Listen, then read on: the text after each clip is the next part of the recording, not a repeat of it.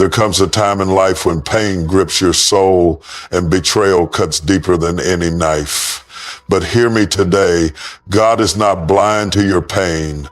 He has seen every tear, heard every silent cry, and felt every bruise on your heart. You don't have to fight battles that belong to God. Oh yes, God is moving behind the scenes. There are moments in life when relationships that once felt secure suddenly begin to crumble. People you thought would stand by your side for a lifetime begin to drift away without warning, without explanation.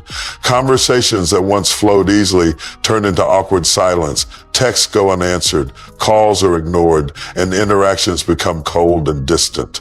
It feels confusing, even painful, because you search for a reason, but there's none to be found. You replay moments in your mind, wondering what you said or did wrong, but let me tell you, this distance isn't always about you. Sometimes God is orchestrating separation for your protection. You might not understand why doors are closing, why connections are breaking, but God sees what you cannot see. He hears conversations you were never meant to hear, sees motives you can't detect, and knows the intentions behind every action. That distance is not rejection, it's redirection. People who once had the power to influence your thoughts, your emotions, and even your destiny are being removed because their presence is no longer aligned with where God is taking you. Their proximity was once tolerable, but God knows that continued closeness could hinder your growth, poison your spirit, or derail your purpose. So he creates space, not because he wants you lonely, but because he wants you whole. Space isn't just physical, it's emotional and spiritual too. You start to notice that their words no longer impact you the way they used to. Their opinions no longer hold weight in your decisions. What once connected you now feels like a burden. And it's not because you've become bitter or distant by choice. No, God is pulling you away for a reason. Sometimes God allows offense to rise up in them toward you, and you wonder why they're acting strangely. He lets misunderstandings linger, not to create division, but to expose their heart. God knows that if he doesn't create this distance, you'll keep holding on to relationships that are quietly draining you. You may even try to bridge the gap to mend what's breaking, but every attempt seems forced, unnatural. That's because when God closes a door, no amount of effort can open it. This isn't something you can fix with an apology or a long conversation. God is removing access because he's shielding you from unseen harm. And understand this, some people were only assigned to a particular season of your life. They were never meant to walk with you into your next chapter. Holding on to them would mean carrying unnecessary weight into a place God never designed for them to enter. This unexplainable distance can feel isolating, but it is a divine strategy. It's God saying, I need to separate you so I can strengthen you. I need to disconnect you so I can develop you. I need to isolate you so I can elevate you. What you perceive as abandonment is often God's way of preserving you. Because while you're focused on maintaining that relationship, God is focused on maturing your character and protecting your destiny. The space God creates forces you to reevaluate who has been speaking into your life and what kind of influence they've had over your decisions. That separation becomes a filter, removing voices that don't align with God's vision for you. People who once manipulated you with guilt, people who controlled you with fear, people who subtly disrespected you under the mask of friendship, God is pulling them away. It may feel uncomfortable now, but God knows the damage they could do if they stayed. This distance can also reveal dependency. Maybe you leaned on them more than you leaned on God. Maybe their validation mattered more to you than God's affirmation. So God creates space not to punish you, but to realign your priorities. And sometimes the distance feels so abrupt, so final, that it leaves you questioning everything. But trust that this divine separation is necessary for your next level, because there are places God is preparing to take you where certain people cannot follow. This distance might not make sense now, but every unanswered call, every ignored message, and every closed door is working together for your protection and your purpose. There is something powerful and undeniable about the quiet yet piercing work of conviction. When someone has wronged you, it's natural to want them to realize the pain they've caused. But understand this, conviction doesn't come through arguments, silent treatments, or revenge. No, conviction is a move of God. It's God stepping into the situation and turning the mirror toward them so they can truly see themselves for who they are and what they've done. When God begins to deal with the heart of the one who hurt you, it's not always immediate or visible. On the outside, they may appear unbothered, going about their daily life, laughing, working, and living as if nothing ever happened. But deep within, something begins to stir. It's a discomfort they can't shake, a restlessness that lingers in quiet moments. It's that unexplainable weight on their chest when they lay down to sleep, the sudden flashbacks of conversations and actions they thought they had forgotten. That is the Spirit of God working, whispering to their soul, "You were wrong. You caused harm." They might try to drown it out. Oh yes, they'll stay busy, surround themselves with noise, chase distractions, and even justify their actions to others. They may convince themselves that they did what they had to do, that they were justified in how they treated you, but conviction is relentless. It doesn't need a stage, it doesn't need witnesses, and it certainly doesn't need your input. God has a way of speaking directly to the soul, bypassing every defense mechanism. Suddenly, things that once brought them joy start to feel hollow. Conversations they once laughed through now seem forced. Their mind becomes a battlefield where memories of what they did clash with their pride. The very words they spoke to hurt you echo in their ears, louder than ever before. And no matter how hard they try to silence it, God keeps bringing it back. And conviction is not about guilt alone. It's about revelation. It's God peeling back the layers of their heart and exposing motives, revealing insecurities that led them to act the way they did. They begin to recognize how their selfishness, their pride, or their fear drove them to hurt someone who only meant them well. And that realization doesn't come easily. It's a slow burning awareness that unsettles them at the core. There are moments when they'll begin to notice patterns in their life falling apart. Relationships start to fracture. Trust is lost, and opportunities begin slipping through their fingers. And while they might blame others or their circumstances, deep down, there's a nagging sense that this isn't just bad luck. It's a consequence, not a punishment, but a consequence of seeds they've sown.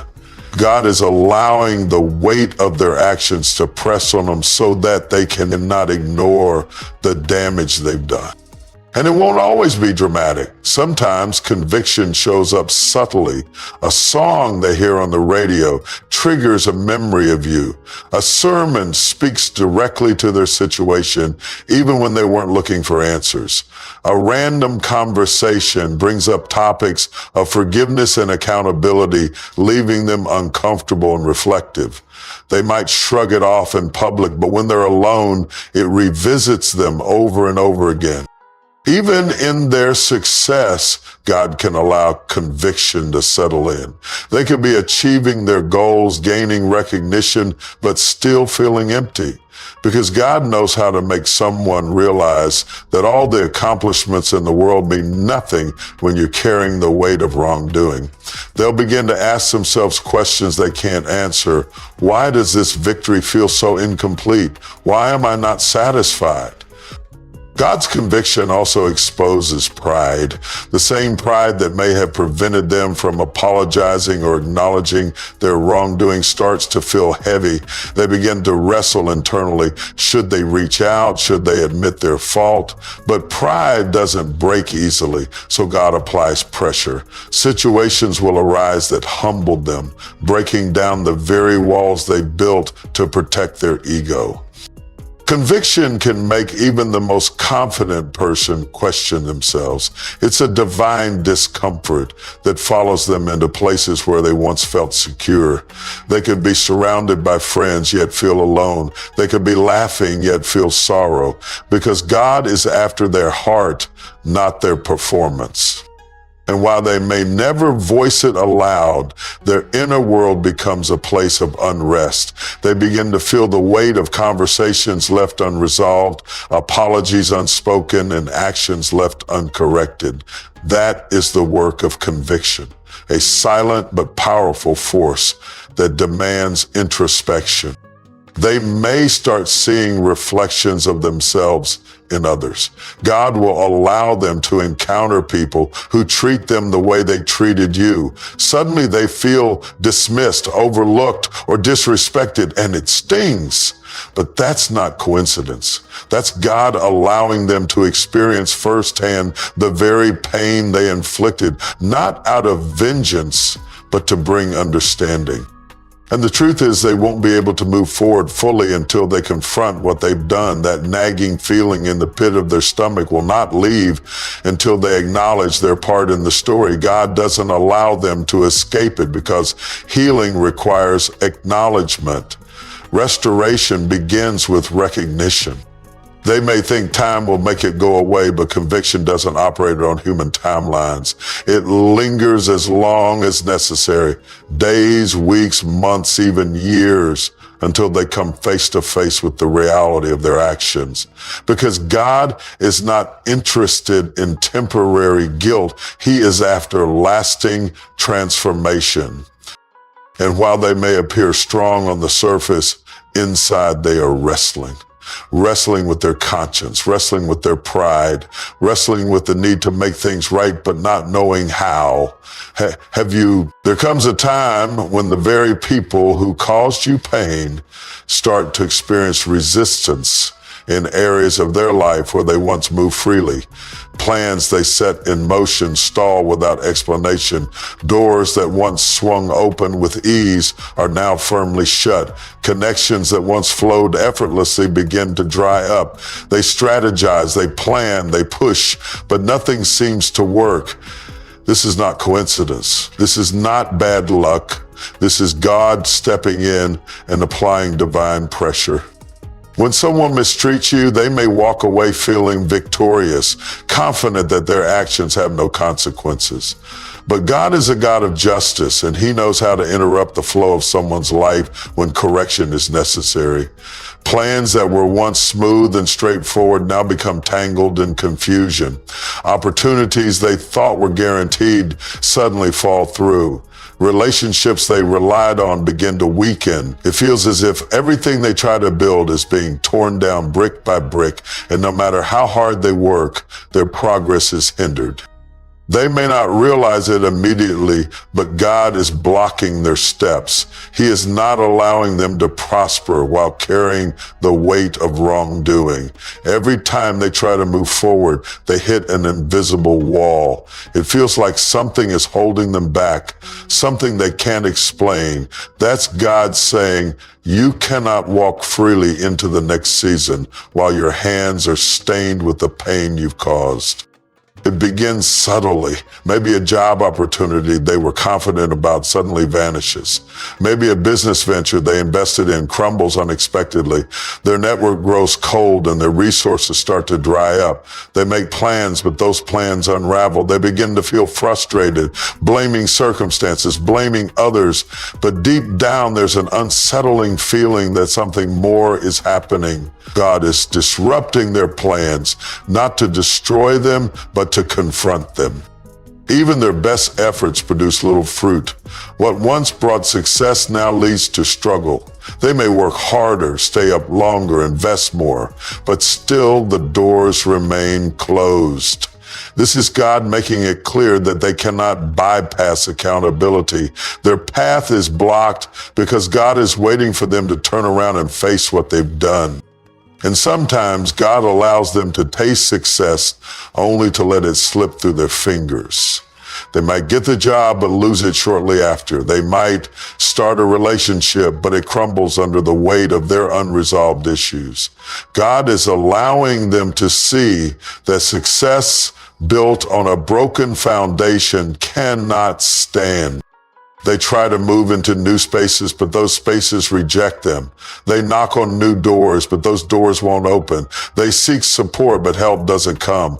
Isolation begins to creep in, and it feels as though every road they take leads to a dead end. This is God carefully orchestrating circumstances to prevent them from advancing without repentance. Even their creativity feels blocked. Ideas that once flowed now feel stagnant. Their mind feels cluttered and clarity becomes distant. The energy they once had to pursue their goals feels depleted. That's God putting his hand on their plans, slowing them down so they can no longer outrun the consequences of their actions. Sometimes God allows them to experience repeated failures, patterns of disappointment that they can't seem to break. They may start to wonder why nothing is working, why every step forward feels like 2 steps back. But that's God enforcing a divine pause. He is halting their progress because there are lessons they have refused to learn. Their relationships begin to shift too. Friends they once leaned on start pulling away. Allies become distant. People who once supported them start seeing through the mask.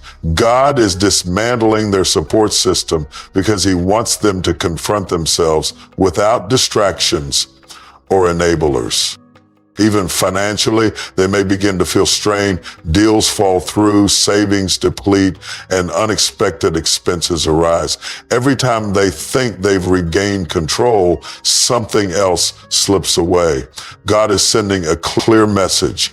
You cannot prosper while harboring brokenness and causing harm. God can even allow their own words to turn against them. Promises they made crumble under pressure. Agreements they counted on dissolve without warning. Their own declarations fall flat because God is not backing what they are building. They might try to seek new opportunities, thinking that a change in scenery or strategy will solve the problem. But no matter where they turn, the resistance follows. This is because the blockage isn't external, it's spiritual. They are trying to build on a foundation cracked by pride, hurt, and unresolved wrongs. God knows how to touch the very thing they value most. If it's their career, he touches it. If it's their influence, he diminishes it. If it's their relationships, he allows tension to rise. Whatever holds priority in their heart, God will disrupt it to get their attention. They may even begin to feel like they're running in circles, repeating the same cycles, stuck in the same place, unable to break free. That frustration is God closing every escape route because he wants them to stop running and start reflecting. And in this season of blocked plans and opportunities, they are forced to sit with themselves, to think, to reflect, to confront, because every failure, every closed door, every missed opportunity is not random. It is divine intervention. There is a profound shift that begins to take place in your life when God starts to move on your behalf. After enduring hurt and betrayal, it can feel as though you've been left broken, discarded, and overlooked. But God does not leave you in that place. The pain you experienced was never meant to be the end of your story. Instead, it becomes the very soil where God plants seeds of transformation. What was meant to break you becomes the foundation for your breakthrough. Transformation in your life doesn't always happen in ways that are visible to others at first. It starts deep within, quiet, subtle, and powerful. God begins to heal wounds that were too deep for words, stitching together the broken pieces of your heart. You may not even realize it at first, but the things that used to trigger pain no longer have the same grip on you. Conversations that once left you bitter now pass by without stirring your spirit. That's transformation. Your mindset begins to shift. Where there was once insecurity, now there is confidence. Where there was once fear, now there is boldness. You no longer see yourself as a victim of your circumstances, but as a vessel that God is shaping for his purpose. The betrayal, the lies, the rejection, they no longer define you. God is rewriting your narrative. The labels others placed on you are being peeled away, and God is clothing you in strength, dignity, and grace. Doors that were once closed suddenly begin to open, not because you chased them, but because God ordained them. Opportunities you weren't even looking for start to find you. Favor begins to follow you into rooms you never thought you'd enter. And it's not because you fought your way in, it's because God is elevating you. He is positioning you in places where your pain has prepared you for purpose. Your relationships begin to transform too. God starts surrounding you with people who speak life into you, people who support your growth, people who recognize your value without trying to exploit it. The toxic voices that once clouded your judgment are replaced with voices of wisdom and encouragement. You start to discern who is for you and who is against you, not out of bitterness, but through clarity. Even your environment shifts. The places where you once felt small now feel too tight for the person you're becoming. God begins to pull you away from spaces that no longer nurture your growth. It's uncomfortable at first because you're shedding old habits, old mindsets, and sometimes old relationships. But that discomfort is necessary for your transformation. The way you handle adversity changes. The same situations that would have once caused you to spiral now strengthen you.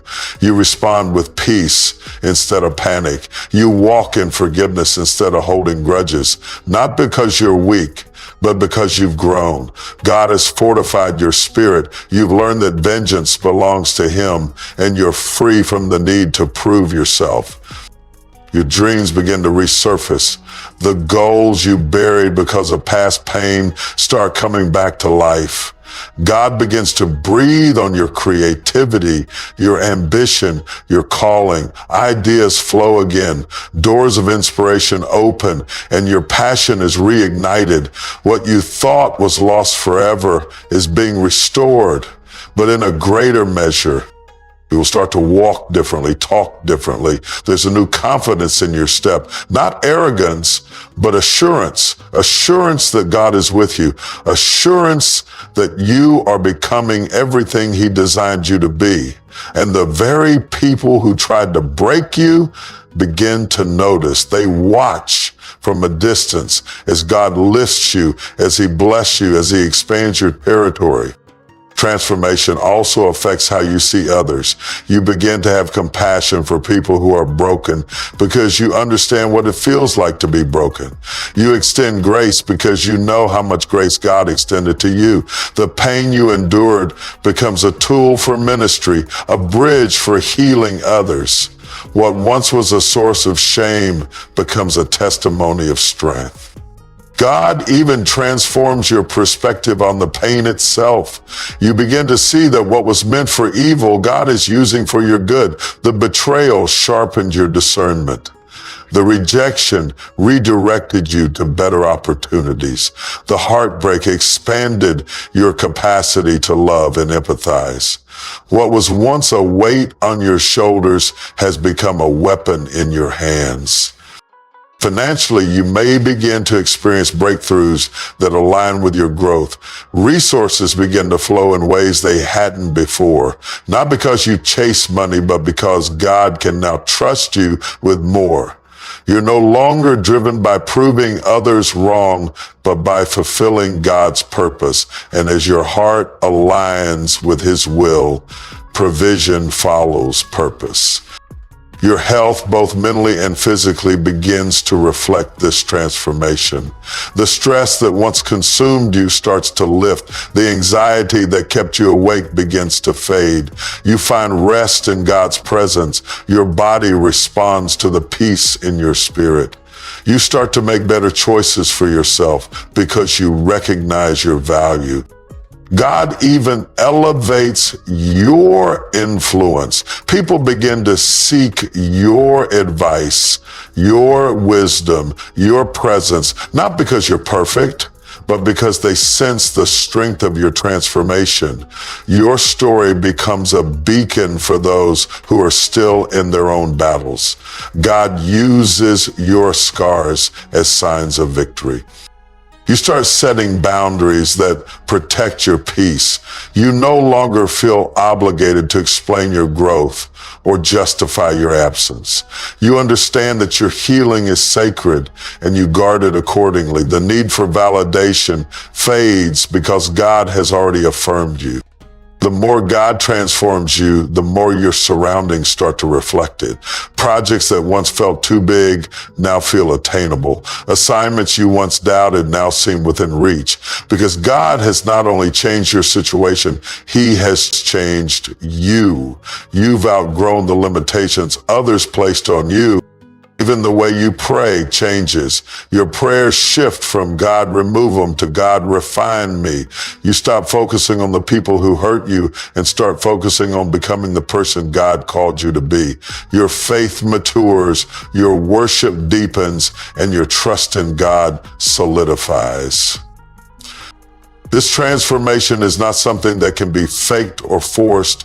It's the result of God's hand shaping you, molding you, and preparing you for greater. It's the evidence that God is turning your pain into purpose, your wounds into wisdom, and your trials into triumph. God's justice is not like man's justice. It doesn't rush. It doesn't stumble. It doesn't miss the mark.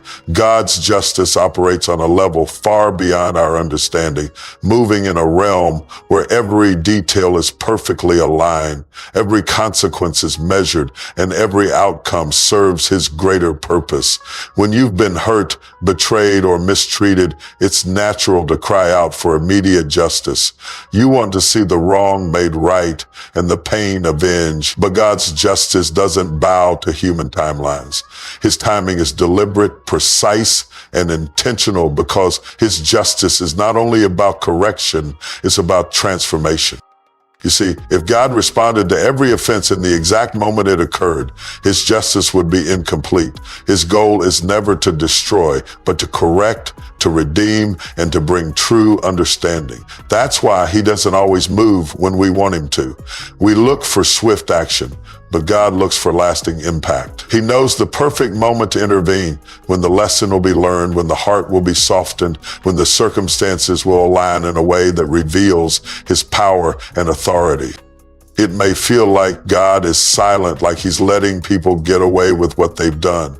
But what you must understand is that God is always watching, always working, and always weighing every situation. His delay is not denial, it's preparation. He is setting the stage for a justice that will not only correct the wrong, but elevate you in the process. Sometimes He allows certain things to continue because He's working on something deeper, something that temporary revenge could never accomplish. God's justice is woven into His divine plan. Think about Joseph, sold into slavery by his own brothers. It would have been easy for God to punish them immediately, to make them feel the weight of their betrayal. But God had a greater plan. He allowed Joseph to go through years of hardship because He was preparing him for a position of power that would not only save Egypt, but also redeem his family. Had God acted too soon, Joseph would have never reached the palace, and his brothers would have never faced the consequences that led them to repentance.